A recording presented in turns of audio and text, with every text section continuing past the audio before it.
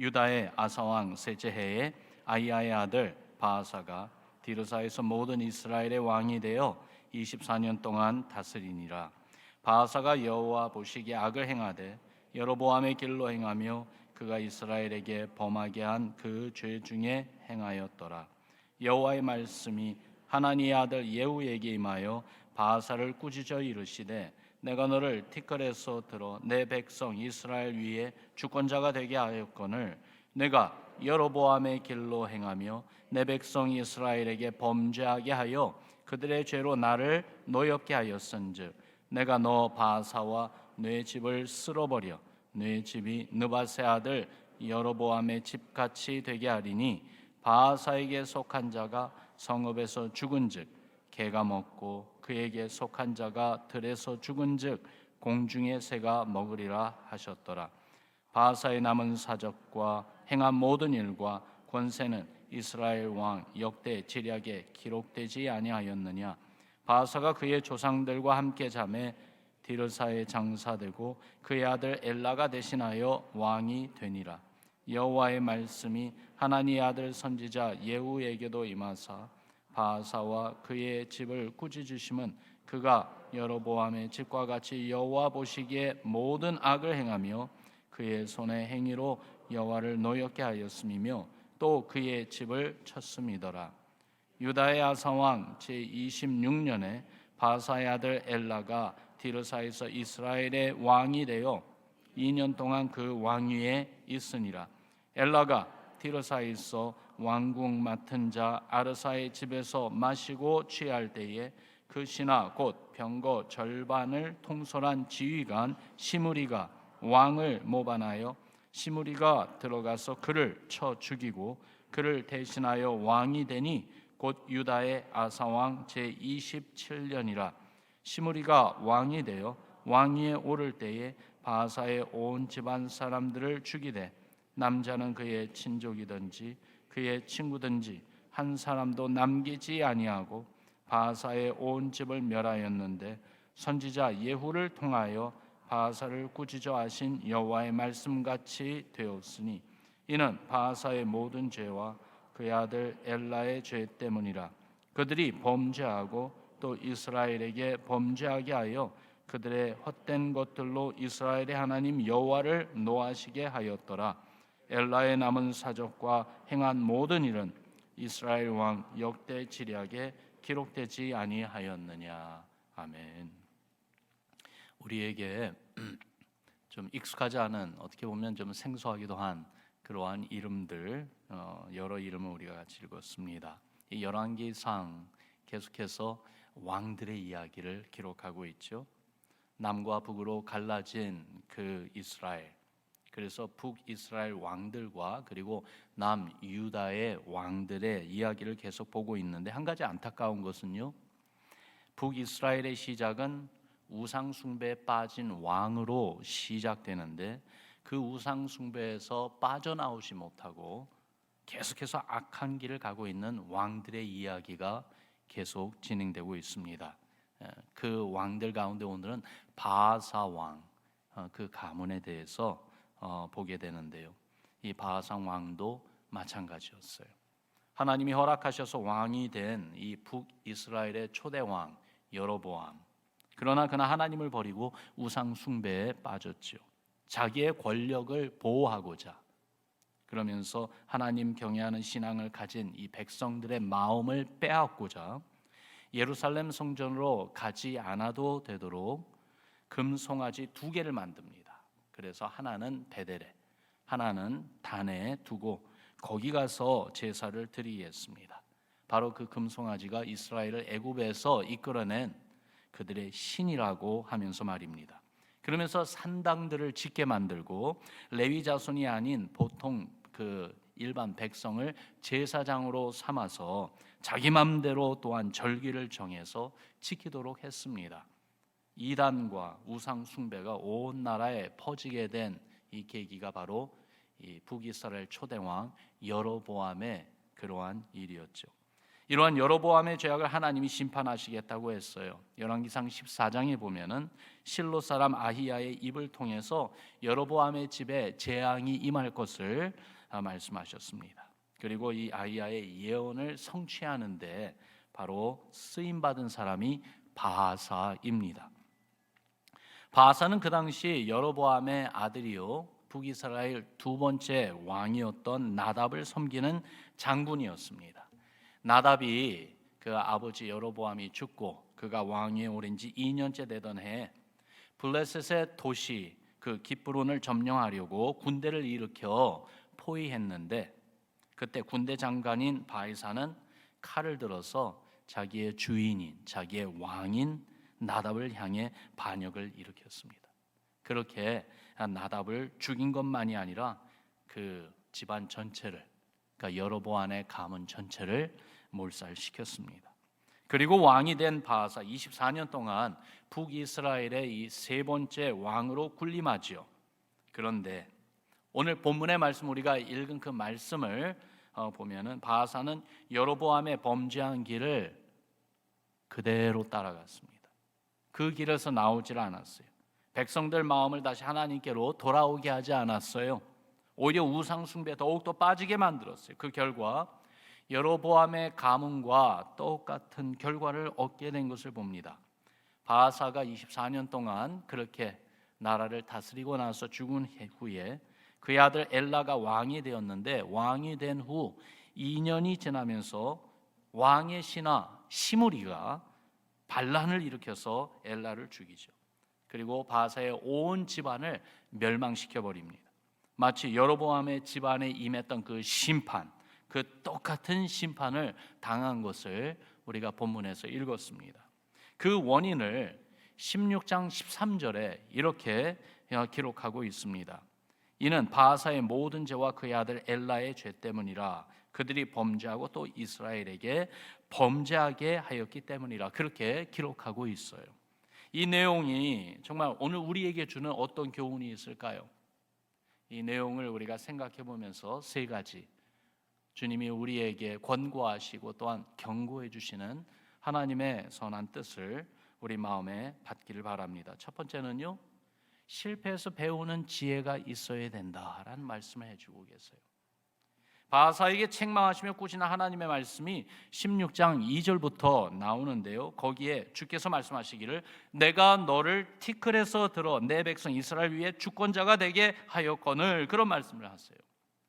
아무것도 아니었던 존재, 그 바하사, 그를 들어 세우신 분은 하나님이셨습니다. 특별히 이 말씀을 보면은 내 백성 이스라엘 위에 주권자가 되게 하셨다, 그렇게 말씀하고 계세요. 그만큼 하나님이 그에게 은총을 베풀어 주신 거예요. 그런데 그런 하나님을 바라보지 않았다는 것이죠. 더욱이 악한 왕 여로보암과 그의 가문을 심판하는 도구로 사용되면서도 하나님의 뜻을 저버리고 죄악된 길을 가는 자의 끝이 어떻게 되는지를 직접 목격했는데도, 그런데도 그 여로보암의 길, 우상 숭배와 자기 권력에 매달리는 그 죄악에서 떠나지 않았습니다. 오히려 그 잘못된 길을 계속해서 갔다는 것이에요.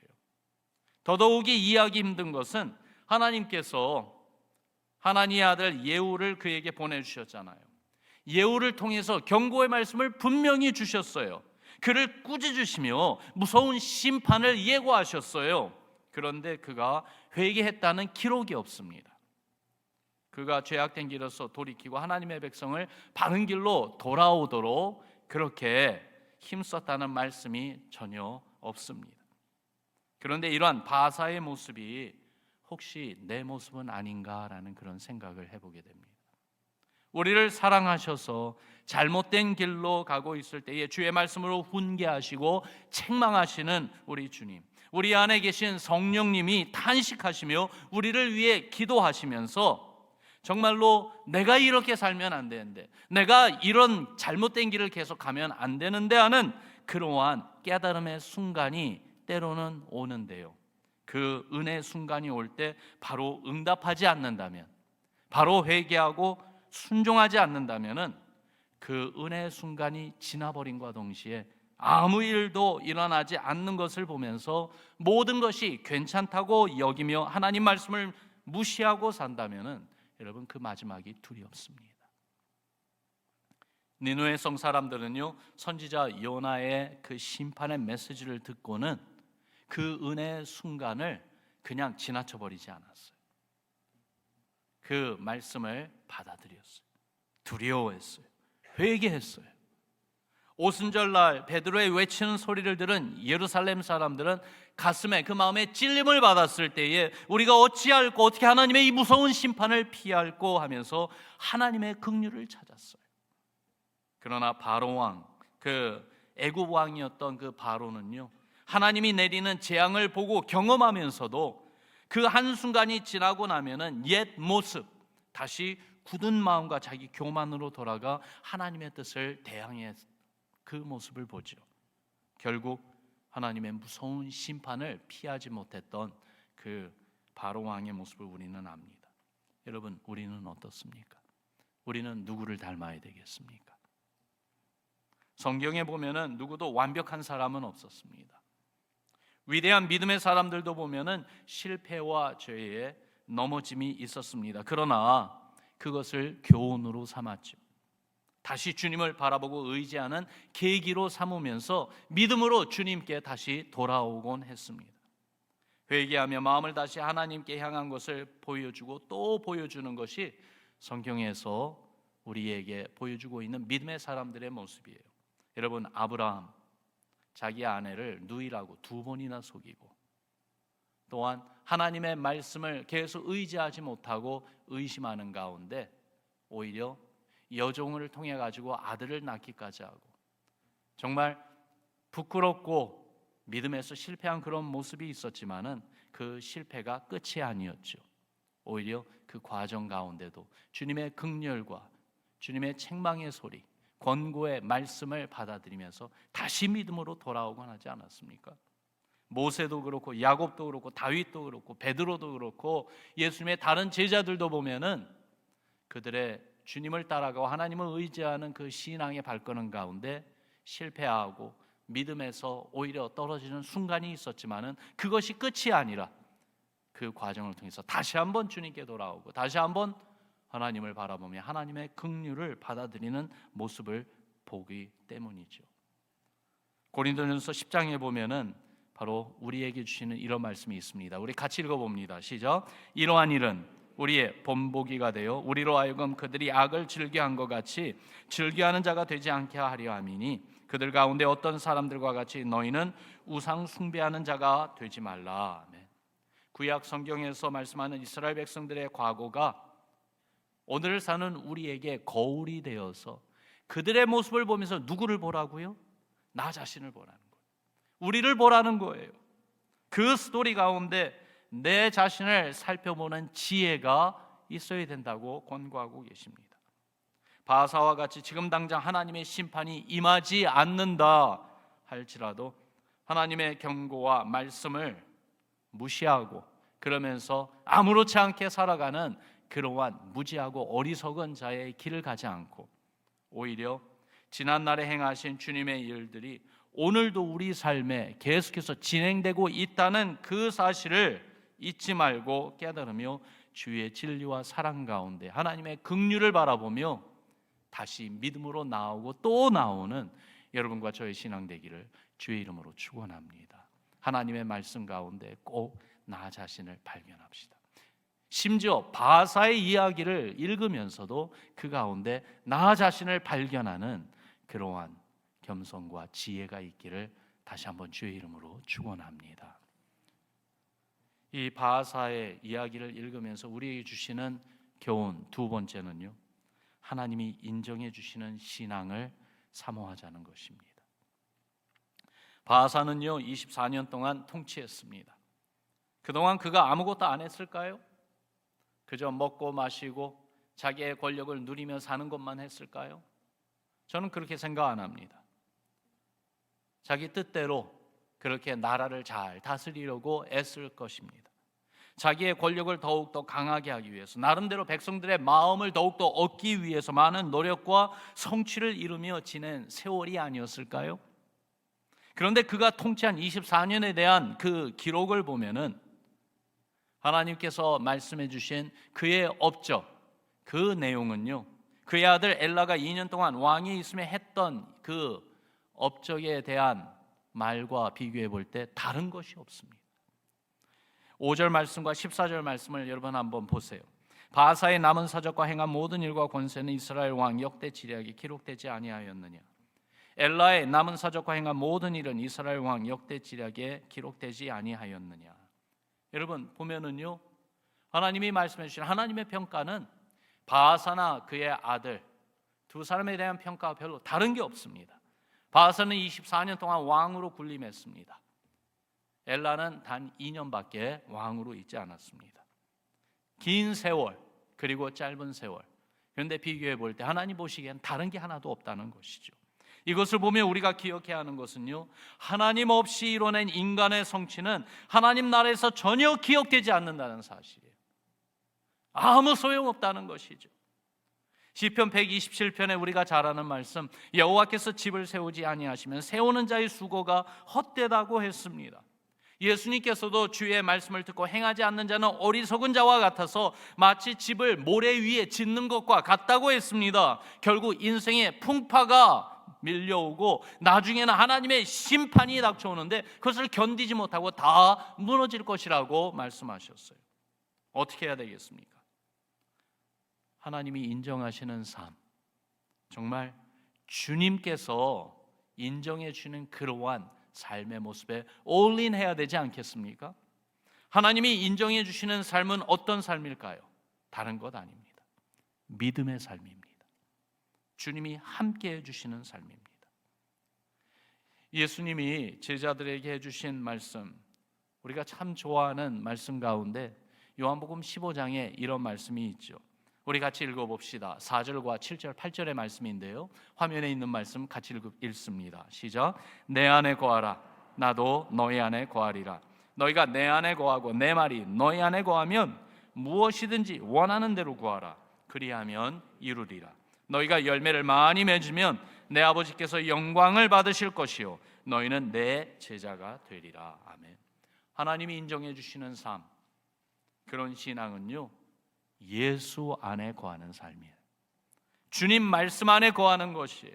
그러면 주의 사랑 안에 거하며 주의 말씀에 순종하는 신앙이지요. 단 하루를 살더라도 정말 주께서 인정해 주시고 기뻐해 주시고 자랑해 주시는 그런 믿음의 삶으로 삽시다. 에녹이 그렇게 하루하루를 살았어요. 에녹은 하나님을 바라보고 하나님과 동행하는 삶을 살았어요. 하나님과 동행하는 삶이 어떤 삶이었을까? 어떤 신비로운 삶이었을까요? 예, 영적으로 보면은 신비로운 그러한 면도 있었겠지요. 그러나 일반적으로 볼 때는 평범한 삶이었을 거예요.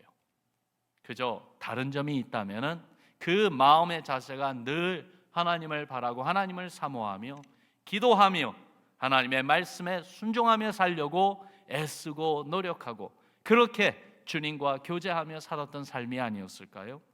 우리도 에녹처럼 하나님과 동행하는 삶을 살 수 있을까요? 예, 있습니다. 아니, 그렇게 살기를 소원하며 오늘 이 아침 이 시간에 주님 앞에 나와 있는 우리 모두인 줄로 믿습니다. 사랑하는 성도 여러분, 정말 하루하루를 예수 안에 살고 주님의 말씀 안에 살며 그렇게 주님의 사랑 안에 거하기를 사모하고 힘쓰며 기도하며 주님과 같이 동행하는 그러한 삶을 이어나갈 때에 주님이 인정해 주시는 신앙으로 살다가 주께서 부르시는 그날 하나님의 은혜의 보좌 앞으로 달려가는 우리 모두가 될 줄로 믿습니다. 하나님이 인정해 주시는 신앙, 단 하루를 살더라도 주께서 인정해 주시는 그 믿음의 삶이 영원한 가치가 있어요. 주께서 기억하시고 자랑하시고 또한 주님이 친히 영광 받으시는 복된 삶입니다. 우리가 그렇게 주께서 인정해 주시는 신앙의 삶으로 나아가기를 다시 한번 주의 이름으로 축원합니다. 그러면서 세 번째, 이 바하사의 이 기록을 통해서 우리가 잊지 말아야 되는 것은 그리스도의 십자가의 은혜입니다. 한번 따라합시다. 그리스도 십자가의 은혜. 바하사와 그의 아들 엘라의 이야기, 여기 핵심 포인트는 바로 이거 같아요. 그들의 삶의 결과는 죄의 대가를 치렀다는 것입니다. 그의 온 집안이 망했습니다. 시므리가 왕이 되어 왕위에 오를 때 바하사의 온 집안 사람들이 다 죽었습니다. 그런데 이것이 바로 하나님이 경고하신 말씀 그대로 다 이루어진 것이었다는 것이에요. 그러면 그 이유를 13절을 다시 한번 보면은 이는 바하사의 모든 죄와 그의 아들 엘라의 죄 때문이라. 여러분, 우리가 잊어서는 안 돼요. 죄의 그 대가는 사망입니다. 하나님은 말씀하시고 그 말씀을 이루시는 분인데 말씀 가운데 분명히 죄의 삭은 사망이라고 말씀하셨어요. 그러므로 우리의 죄의 값으로 죽음이라는 이 프라이스를, 이 대가를 치러야 되는데, 그런데 이 대가를 누가 치러 주셨어요? 예수님이 치러 주셨어요. 이 사실을 잊지 말아야 되겠어요. 바하사의 이야기가 내 이야기고 우리 이야기인데, 그러나 결과는 우리는 바하사의 결과를 맛보지 않도록 피할 길을 주님께서 허락해 주셨는데, 바로 예수 십자가의 은혜로 그 놀라운 하나님의 은총을 우리에게 베풀어 주신 것이죠. 여러분, 우리가 꼭 기억합시다. 바하사와 엘라, 우리와 무엇이 다르겠습니까? 다른 점도 있겠지만 그러나 한 가지 공통점은 우리도 그들과 같은 똑같은 죄를 지은 죄인이라는 사실은 다른 것이 하나도 없습니다. 그런데 우리의 결과는 바하사의 가문과는 다릅니다. 우리는 주의 긍휼과 은혜를 받아 구원받아 하나님의 자녀가 되었어요. 하나님이 사랑하시는 주의 백성이 되었어요. 우리가 잘 알듯 예수님의 십자가 은혜 때문에 그렇게 구원받은 우리들이에요. 그러므로 십자가 은혜를 항상 기억하고 감사함으로 그 은혜에 보답하는 삶을 살기를 소원하며 나아가는 우리 되기를 바랍니다. 한순간이라도 주의 십자가 은혜를 잊는다면은 다시 죄악에 빠져 들어갈 수밖에 없는 우리들입니다. 하나님이 티끌과 같은 바하사를 들어 세우셔서 당신의 백성을 섬기며 그들을 주께로 돌아오게 하라는 그 사명과, 그리고 그 사명을 감당할 수 있는 권세를 주셨건만 그 사명을 망각하고 무시하고 하나님을 대적하며 살았던 바하사가 되지 말고, 주께서 우리를 구원하셔서 주의 선한 뜻을 이루어가는 주의 청지기로 삼아주셨다는 이 사명을, 이 사실을 알고, 여러분, 우리 각자에게 주신 그 사명을 알고 주를 위해서 믿음으로 그 사명을 감당해 나가는 우리들 되기를 바랍니다. 때로는 실패할지라도 다시 주의 십자가 은혜로 돌아오고 주의 십자가 은혜를 바라보며 다시 일어나 다시 한번 주님이 인정해 주시고 기뻐해 주시는 그 믿음의 신앙의 발걸음으로 한 걸음 한 걸음 나아가는 여러분과 저, 우리 신앙 되기를, 우리 교회 되기를 주의 이름으로 축원합니다. 오늘 이 아침에 우리 하나님의 말씀 붙잡고 기도하겠습니다.